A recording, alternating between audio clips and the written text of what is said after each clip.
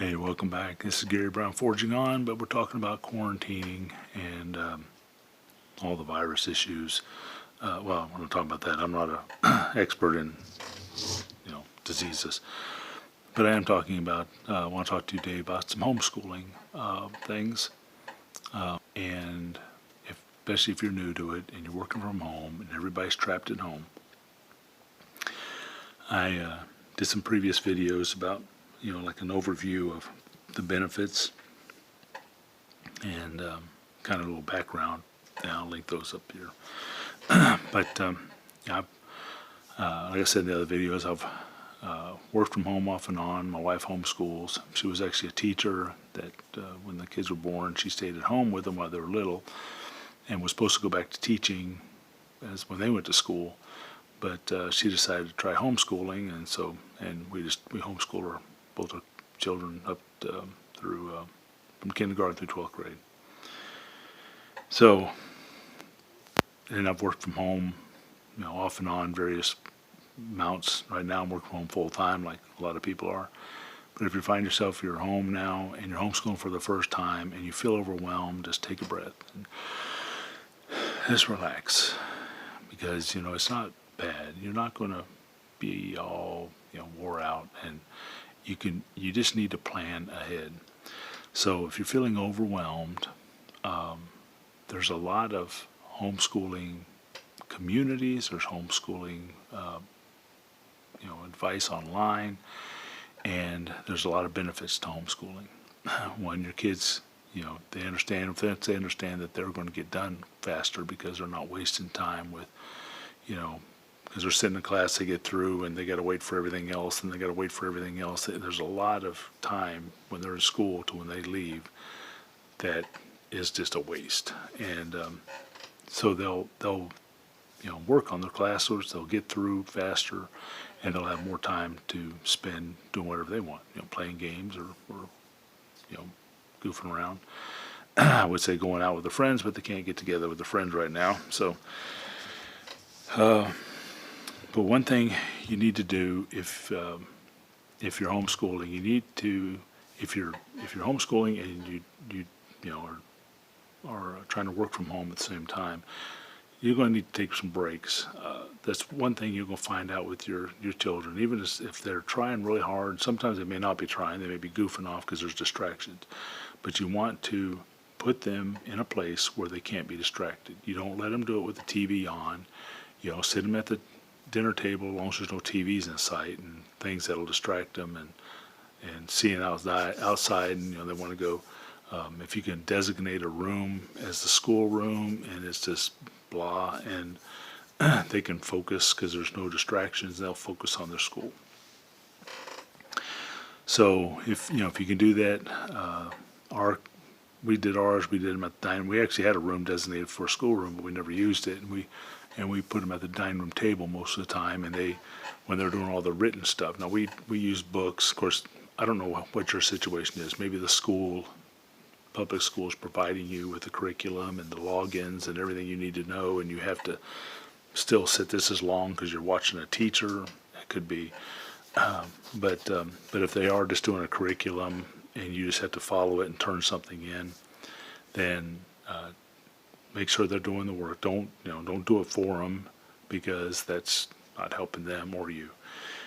So you want to get through all the, basically get them prepared to start work and start their school, and then you need to take breaks and check in on them on a regular basis, and especially depending on how young they are, and if they don't have access to help other than maybe what's in the book, sometimes they get really lost and they get frustrated and they get upset and they need somebody to help them. Now, if you got somebody at home that's not working, like my wife, she was homeschooling, so she could help up to a point when they got stuff that she hadn't done, because she taught second grade, so she didn't have a lot of advanced math that she taught and stuff. So when I had math, but I forgot it all, but I could Google it, and my kids would they'd call me at work, or if I was home, and they'd say, hey, I got this problem, and they'd explain it to me, and I'd just stop what I'm working on, and I'd work with them, and I'd try to help them.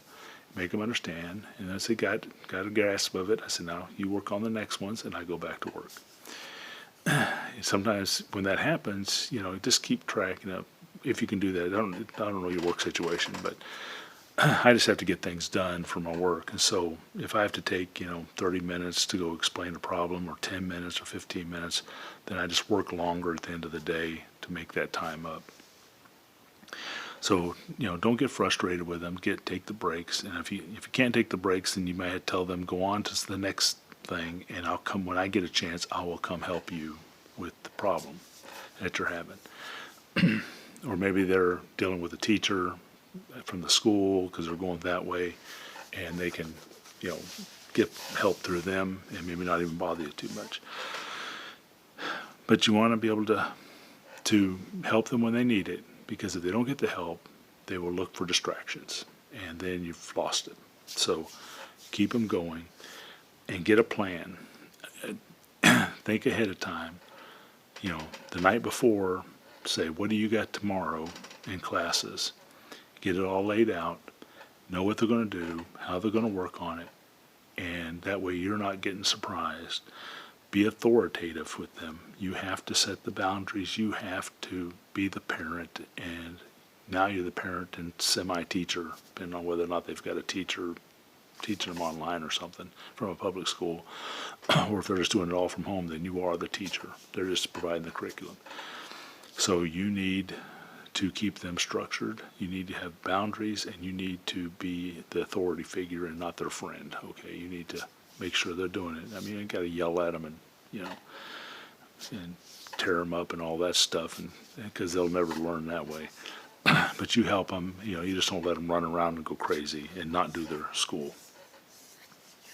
So as long as you're the parent and you're authoritative and you set the boundaries and you lay down the guidelines of what you expect of them and what they will do, and then you can work and you tell them, if I'm working, if you need help, I will help you. If I can't help you, then mark it for later, and I will come and help you when I can. And that way you two, both the child and the parents, can kind of work together. If both parents are working from home and the children are doing that, you may tag team on stuff, because one parent may be in a conference call or doing something, and the other one might have a free moment and they could take care of it. If you're a single parent and you're trying to really struggle with this stuff, then you may just have to work with them. You're just going to have to tell them, go on to the next one, and I will come back and help you with that. Or go, if they're doing math, go to English and work on that a little bit, and then we'll come back to math, if they have that ability in their curriculum. But like I said, you want to preview everything. Sorry, I'm reading my notes down here. You want to preview the curriculum. You want to prepare ahead. That way you don't get surprised the next day when all of a sudden they come in, you're concentrating, and you're on the computer or you're on a phone or you're doing something, and they come in saying, I got to do this, and you're like, what is that? I have no idea what you're talking about. And then you got to go read and figure out. Just like teachers, this is going to be more time out of your schedule, but this is what's going to be required for a little while. But you got to realize teachers are preparing when they're in public school or private school or whatever. The teachers prepare for the class, and then they teach it. You're not fully teaching the class, but you need to prepare. So maybe when they finish that evening, part of their evening ritual is to now tell you what they've done, go over what they've done to make sure they've done it, and find out what is on the curriculum for the next day, and then say, okay, tomorrow you can work on this, this, and this, and then we'll take a break and we'll do this, and we'll, whatever you can do. If you know you got some meetings and they can maybe get through a certain time, you say, hey, do this and this from 8 to 10, because you won't be able to help them. Maybe you're in a meeting during that time, and they can do that by themselves. So be prepared and just avoid the problems, and you'll do great. And just take some breaths, de-stress. It's not that bad. I mean, there's a lot of memes going around about the homeschooling, and the principals fired or the teachers got fired for being drunk, and who knows what else. I mean, there's all kind of things going around on the internet, but it's not bad. And once they get the feeling of how they can they get their work done, they actually have more time in the day, and keep emphasizing that. Hey, you want to have more time to play than you have now? Just get all your schoolwork done. And once you get it done, you will be done faster. They don't, public schools probably not going to send home like recess times and break times and walk between class times. And I mean, they're just going to go boom, boom, boom, boom, boom. And they do need some breaks in there. They get stressed out, need breaks in between, just like you will. But don't let them take breaks by going in to a room and playing video games and getting lost in that for 2 hours. And then you're up until midnight trying to get them to finish up their schoolwork. You got to keep control and keep the distractions away. Put them where they will not be distracted. Because they're used to being in a school environment where the teacher keeps them from being distracted. And you're going to have to recreate that in a house that is all full of distractions for them. So you need to prepare and set up, and you'll do great. It's not that bad.